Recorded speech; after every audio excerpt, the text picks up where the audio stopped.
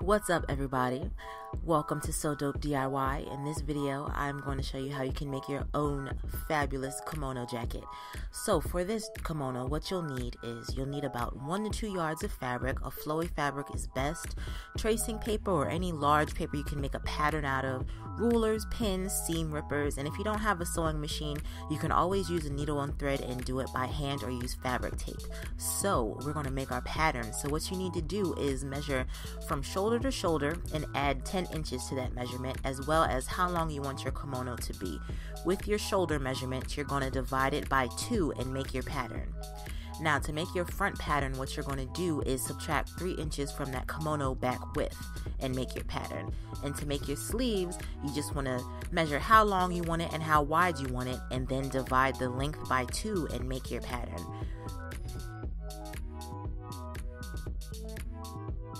Now, with your kimono back pattern, once you have your fabric folded in half, you're going to place your kimono back pattern on the fold and you're going to cut.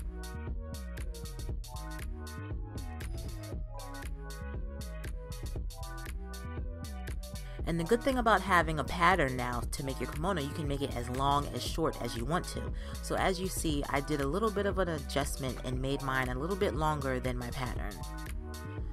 So once you have your kimono back pattern cut out, you're going to flip your fabric to the other side so your fold is facing opposite of you, and you're going to place the kimono front pattern towards you, and then you're going to cut, as well as place your kimono sleeve pattern on the fold and cut 2 of those. And once you cut out all your patterns, this is what you're going to be left with: 2 front pieces, 2 sleeves, and 1 kimono back pattern. Now it is time to start putting this all together. So with your kimono front pattern and the fabric facing the wrong side facing you, what you're going to do is you're going to pin the top section. This is going to be your shoulder seam. So you're just going to pin those together and then you're going to sew.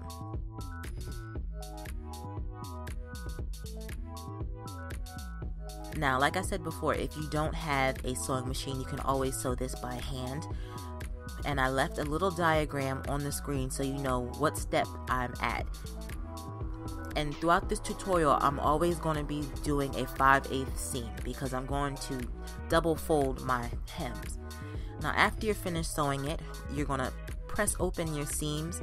This is very important. This is what's going to make your kimono look fly and not dumpy.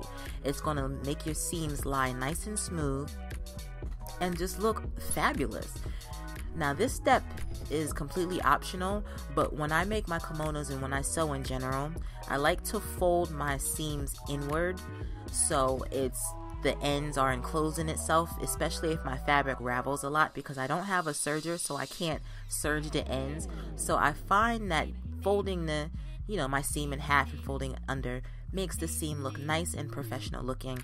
Like I said, this step is optional. You don't have to do this, but if you choose to, this is what it'll look like. Now on to the next step.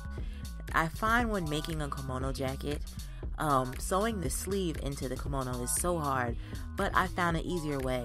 With your sleeve pattern, you're going to fold it in half and line it up with your shoulder seam, and then you're going to lay it out. This makes sure that it's nice and even and your sleeve is not going to be lopsided, and then you just sew along the edge using the same 5/8 inch seam allowance, and you're going to press that open also.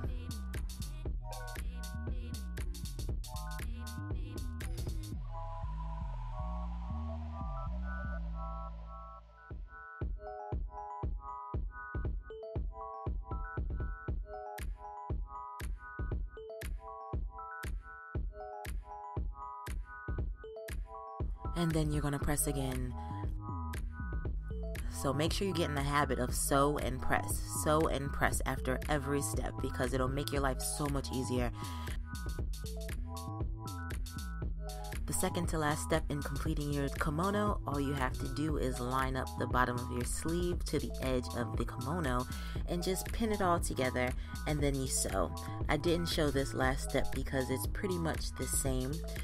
What you want to do is follow those yellow lines and sew just a basic straight line, pretty much what we've been doing through the whole tutorial. Straight lines and press, sew and press. And once you have all your sides sewn together and pressed open, this is what you're left with. The beginnings of a beautiful kimono, darling. Now we have to finish up the edges. And basically what I did was I folded the unraveled ends in on each other about 1/4 of an inch in, and then I just sewed them together, making sure it didn't unravel. And I did this throughout the whole kimono. Like I said before, if you don't have a sewing machine, you can either do this by hand or you can finish up the hems with fabric tape, which you use an iron for.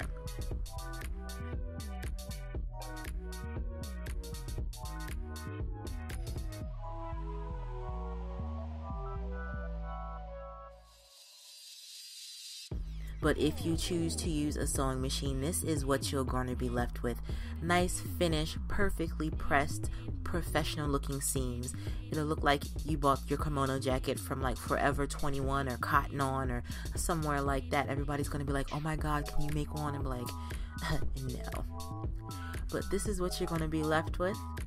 Nice, beautiful seams.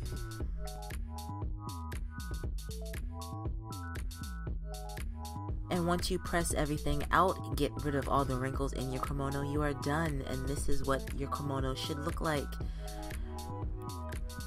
Hopefully you enjoyed this tutorial. If you have any questions, please leave them down below and I'll answer as soon as possible. And I will talk to you guys later.